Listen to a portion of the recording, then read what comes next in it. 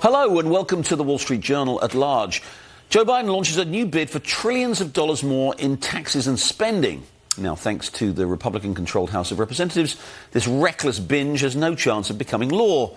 But it's an important reminder of the stakes for the US budget and indeed for the US economy as a whole in the months and the years to come. With new jobs numbers showing a strong labour market again in February and the Federal Reserve promising more interest rate pain to come, I'll be looking this week at the state of the economy, and we'll be talking about other things too with my guests. But first, if you thought 2 years of massive spending increases, surging inflation and exploding debt were the worst that the Democrats could do for the country's economy, think again. On Thursday, Joe Biden unveiled a budget plan that would raise taxes by $5 trillion, yes, that's trillion dollars, over the next 10 years to finance more of those grandiose new spending plans that Democrats love. The numbers are breathtaking. The president would increase federal spending from this year's already hefty $6.4 trillion to $6.9 trillion next year, in the process raising the deficit to $1.8 trillion next year from $1.4 trillion last year. Biden then says he will reduce deficits over the following years, thanks in large part to big tax increases on those he claims are wealthy Americans. Well, many of those hikes will also fall on corporations, meaning the bill will ultimately be paid by all of us. Biden also says he has a plan to extend the financial viability of Medicare. Again, of course, through raising taxes, in this case payroll taxes on many Americans. Interestingly, of course, the proposals include closing a loophole that allows some people to avoid Medicare tax by designating their income as profits and so not subject to payroll taxes. Guess who used that very loophole to avoid tax on hundreds of thousands of dollars in income from speeches and other income and other performances in recent years? Yes, that's right, Joe Biden and First Lady Dr. Jill Biden in the years before he became president. The president was out in Philadelphia on Thursday, claiming all this tax and spending would somehow do great work for the U.S. economy. The things I'm proposing not only lift the burden off of families in America, it's also going to generate economic growth. It's going to save money for the taxpayers. No, it really does. Save money for the taxpayers and generate growth. That's how the economy grows. Saving money for the taxpayers. George Orwell could not possibly have described it any better. Biden's budget, of course, has no chance of becoming law since the GOP controls the House of Representatives and will block these extravagant tax and spending plans. Nonetheless, Biden's budget is significant for a couple of reasons. In a few months, the US is going to run out of creative ways to keep paying its bills without going over the federal debt limit. Democrats are making it clear they think we can just keep adding to the debt indefinitely with endless spending.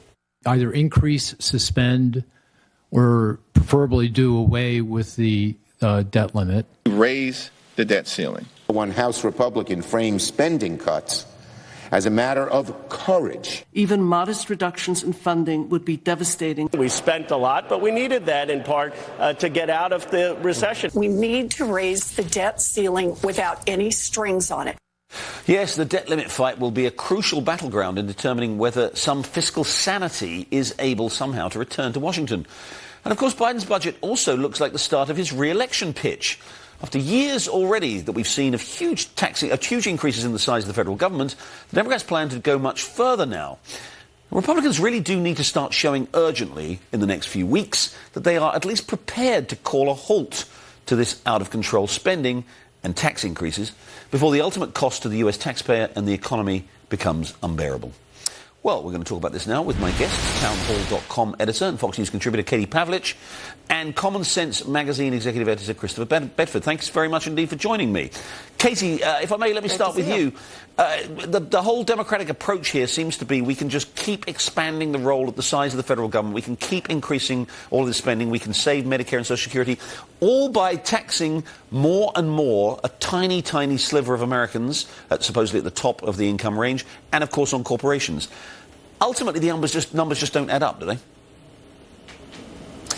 Not at all. They add up to more than the American people can afford. This is clearly a political document given what you said about Republicans being in charge of the House now. But if you look at the argument that Joe Biden is trying to make, he's trying to get the Democratic Party back into a position of being for as he says, the working class, the poor class, and not for the rich. Whereas in recent years, we've seen Democrats as the party of the wealthy, especially given his student loan bailout for those who have not just one degree, but in a number of instances, multiple degrees. But when it comes to this budget, the president claims he's not going to raise taxes on people making under $400,000 per year. But this unrealized gains tax would affect everybody who has a retirement account in the stock market in a very unfair way, and would tax, as we said, unrealized gains on regular people who are trying to save for their future. In terms of the long-term picture here, according to Senator Ron Johnson, this budget would blow the debt, the national debt, to $50 trillion in just 10 years.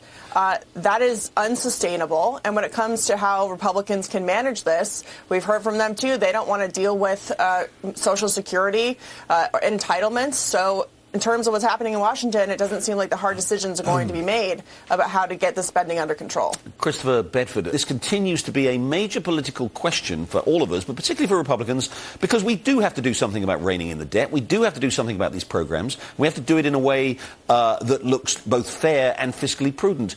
How do you think Republicans are going to respond to that? I think that this is a budget that really could put Republicans on their back feet in an offensive position if it wasn't for the sort of schizophrenic nature of the Biden administration's policies. Now, if you want to have a fight on entitlements, that's one where the Democrats are generally going to win with the American people. If you want to have a fight on corporate tax rates or capital gains tax rates, that's something you could put Republicans in an uncomfortable position in a pretty populist moment in American politics right now. But what's crazy about this is the weird nature, schizophrenic nature of this budget, just like what you see with the administration, is where that money is going. There's billions going to Ukraine, not billions going to East Palestine or other places that are suffering. It's more money for processing illegal immigrants than it's money for trying to secure our border. It's $66 million towards environmental justice and billions more dollars towards the green slush funds. No one in Washington is remotely serious about tackling the actual issues with their debt. Very few people in Washington are actually serious about trying to restore American manufacturing or help the people who are suffering or stop fentanyl. And this budget is just more of that. Republicans are going to be in a difficult place to try and attack some of this stuff, but the Biden administration's agenda is all wrong. We're going to talk about some of those issues later in the program. But Katie, just very briefly with you, if I may, we're coming up with the next few months. We're going to hit the debt limit where the U.S. is no longer able to pay its bills. Republicans continue to insist that they will not agree to an increase in the debt limit without some measures to deal with the deficit. Democrats say no. It seems to me Republicans have come off worse in this fight in the past because ultimately the U.S. government isn't going to default on its debt. Markets kind of force a response. How do you see this one playing out? Well, President Biden and Democrats have said they don't want to even have a conversation about this, that they're not going to negotiate. We've seen that break a little bit with the new speaker, Kevin McCarthy. Ultimately, I think that they will raise the debt ceiling without significant spending cuts because, again, the new speaker has said that Social Security and entitlement reform is completely off the table. So if you're going to deal with real spending and what's driving the debt, you have to deal with those things. And Democrats and Republicans politically don't want to deal with them. So more deficits, more spending as far as the eye can see. And we have a Republican-controlled House of Representatives that doesn't actually seem to be able to do anything about it. Anyway, moving on, the February jobs report came in hotter than expected. Again, what that means for the fight against inflation, we'll talk about that next. The economic data have come in stronger than expected, which suggests that the ultimate level of interest rates is likely to be higher than previously anticipated. The nation's jobs report for February beat economists' expectations once again, adding 311,000 jobs last month, the U.S. economy. The unemployment rate rose a little at 3.6%. But in face of stubborn inflation, these strong numbers mean interest rate hikes are sure to follow. Elizabeth Warren this week had a go at Fed Chair Jerome Powell over raising interest rates, saying the Fed is gambling with people's lives. We are taking the only measures we have to bring inflation down. And putting 2 million people out of work is just part of the cost, and they just have to bear it. We actually don't think that we need to see a sharp or enormous increase in unemployment to get inflation under control. I'm looking at your projections. Do you call laying off 2 million people this year not a sharp increase? We need a Fed that will fight for families. And if you're not going to lead that charge, we need someone at the Fed who will. So let's see what our panel makes of all this. Christopher Bedford, let me start with you. Obviously, it's good news when the economy is growing and jobs are being created. We all want that, but we know that, of course, this suggests that the economy is still, hot, growing very, very hot. Inflation pushing up, wage pressures pushing up inflation. Fed is said this week it looks like very likely it's not only going to continue its interest rate increases, it's probably going to accelerate them and go to a higher level. Does Elizabeth Warren have a point in a way that, is this the price that we have to pay to get inflation down, that we're going to put millions of American workers out of their jobs? Well, the disgusting thing about that exchange between Senator Warren and Chairman Powell is that they're both right. The Fed is basically the only group in Washington, D.C. that is politically isolated enough to actually make the kind of hard and painful decisions necessary to rein in inflation and to try to turn it around. An inflation that, by the way, has been caused by the fact that Washington, D.C. has played Santa Claus, handing out cash left and right and flooding the market. You need to stop that. So this jobs report is an example, a very sad thing to say, but of good news being bad news. More money in our economy, more people employed means that the Fed, the only people who are willing to do this, has to raise rates to try and change inflation. You've got all this money coming in, and it's heartbreaking to see people, especially pensioners who are struggling to make their ends meet, but they're going to struggle even harder when inflation continues to go up and up and up.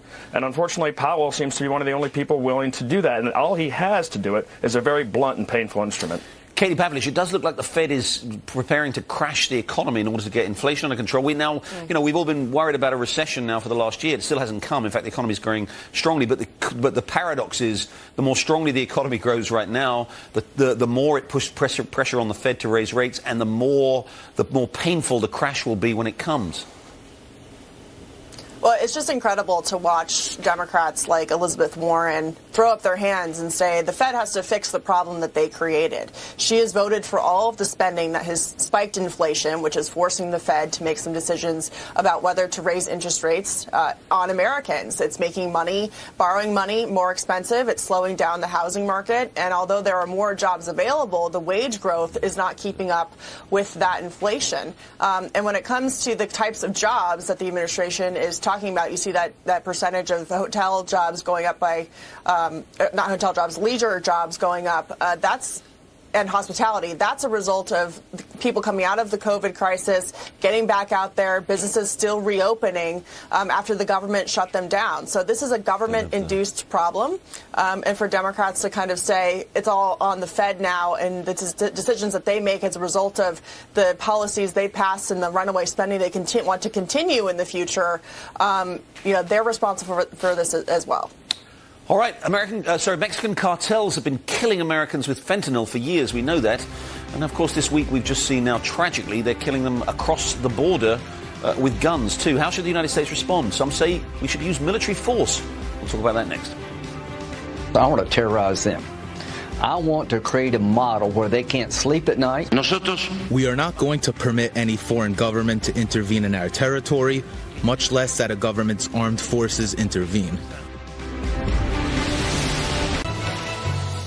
Economic sanctions or U.S. boots on the ground? The debate is stirring over how to respond to Mexican cartel violence against American citizens, more of which we saw, of course, this week. We need an authorization to use military force to surgically strike the drug cartels that are terrorist organizations. We can destroy these groups in a relatively short period of time. It's just a matter of will. We need to increase penalties against them. Goes after their finances, sanctions Mexican officials that aid and abet them without designating them terrorists. Mexican President Obrador rebuked calls for U.S. intervention, calling it inhumane, hypocritical and corrupt. So let's see what our panel has to say. Katie Pavlich, obviously this tragic episode we saw this week with these Americans murdered by Mexican cartels. But as we said, it's been going on all the time, really, with the drugs that are being brought across the border. What's your solution? Well, there's legislation that's been introduced by former Green Beret Congressman Michael Waltz and also former Navy SEAL Dan Crenshaw to allow for the use of military force, not sending troops necessarily into Mexico, but allowing for the use of drones and cyber capabilities to really take on these cartels in a military way, because they call them paramilitary organizations that are destabilizing not just Mexico, but North America. And they're right about that.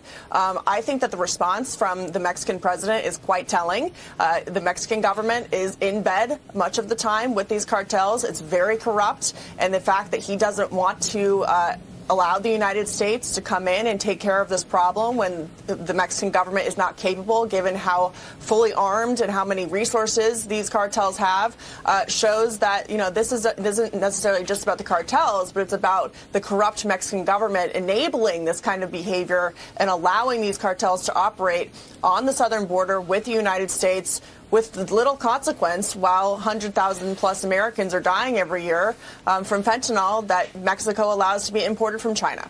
Chris Bedford, we've seen the use of military force by the United States in the Middle East with drones and indeed boots on the ground to save lives there and to take out these criminals, these people who are killing Americans around the world. Is it time now to start doing the same in Mexico? Maybe, but only if we're willing to face a couple of hard realities. One reality is that the state to our south is a failed state that's extremely corrupt. Another reality is that our border is controlled by international terrorist cartels. And another reality is, as the Attorney General said, we can do this if we have the will. But what makes anyone think that the American people have the will to see female soldiers hanging from bridges or American soldiers' families targeted in the United States? That's the kind of violence that you invite if you try to actually squeeze these cartels, actually make them suffer, threaten to put them out of business. And in the age of a 24-hour news cycle, the kind of harsh tactics that would be necessary to fight people as harsh as this, maybe more than the American people want to stomach. And the sad reality to that is you don't see it on the news. You don't see the 100,000 people who are dying and the families ruined by fentanyl in the 24-hour news cycle. But you will see this violence. So if the American people have the will, it's something they should do. It's in our interest. But it's hard to see that being the case. Well, it's no love for Novak Djokovic, the tennis star, and his vaccination status. But with Florida Governor Ron DeSantis causing a racket, dare we say, could the superstar player see the Miami Open? We'll talk about that next. The way they wrote the order, it may be that there's kind of a little loophole so we could bring him in from the Bahamas. I would do it anyway. You would put him on a boat in the Bahamas? If he's willing to get on a boat, we'll get him to Florida to be able to participate in the Miami Open. The world's top tennis player, Novak Djokovic, has again been denied entry to the US because of his unvaccinated status against COVID, this time for the Miami Open. Florida Governor Ron DeSantis urged Joe Biden to let him play, saying, quote, put pandemic politics aside and give the American people what they want. So let's talk about that now with our panel. Christopher Bedford, we've seen, we're 3 years now after the arrival of COVID. We've seen what the authorities have said in order to shut down the economy be wrong, be disproved on pretty well everything, on lockdowns, on social distancing, on mask wearing, on vaccine mandates. And yet still they're trying to impose this authoritarian control in a way, with someone, who's obviously doesn't need to be vaccinated. What's the larger lesson from this, do you think, Chris? It's hyper embarrassing and it's hyper partisan. I just got back from traveling both to England and Europe, where you don't see any of this stuff right now. You don't see masks until you get back to the United States. You don't see these kind of vaccine mandates until you get back to the United States. And this is a country where all of this, because of Donald Trump, took on such a hyper partisan style, where wearing a mask is a sign of virtue. It's the same thing as putting a sign in your yard saying what you believe in that house. Of course, those signs say you believe in science. The vaccine science hasn't been borne out, but people are still going to keep it up. I think this is a good political fight for DeSantis to have if he can actually get the athletes team on board here, because more and more governors, Republican governors, need to be standing up to the federal government and asserting their states' rights and causing these conflicts and coming to a head in the way that a lot of Democratic governors have done that under Republican federal government. Those kind of fights are, I think, are worthy and are good for this Republican health, of the health of this republic. Katie, is this a political opportunity for Ron DeSantis? Certainly, it brings him more attention in a different venue. Now we're talking about sports. Unfortunately, because the White House has tried to debate Ron DeSantis from the podium in the press briefing, they've repeatedly gone after his policies. Unfortunately, for Novak Djokovic, I think that they will just double down on not allowing him into the country. But Ron DeSantis made a lot of really good points in the letter he wrote to the president about this. He said, if we bring him over in a boat, would you allow him to come, given you're allowing millions of illegals into the country with no vaccination status? It's outrageous. It is embarrassing, as Chris said. It's anti-science. And quite frankly, they are meddling with the sport and the competition. Novak Djokovic just went over and won a recent tournament. He is scheduled to come to the United States in August for the U.S. Open. this COVID rule is supposed to expire in May. They're keeping him out of the sport and therefore tainting the competition when it comes to winning these titles. They just can't let go, can they? This is the problem. You're absolutely right. You know, even as hundreds of thousands of people come across the border unvaccinated, that seems to be fine. But apparently they can't let go of that control that they need to have over one tennis player who clearly, obviously, represents a threat to nobody other than his opponents on the court. Well,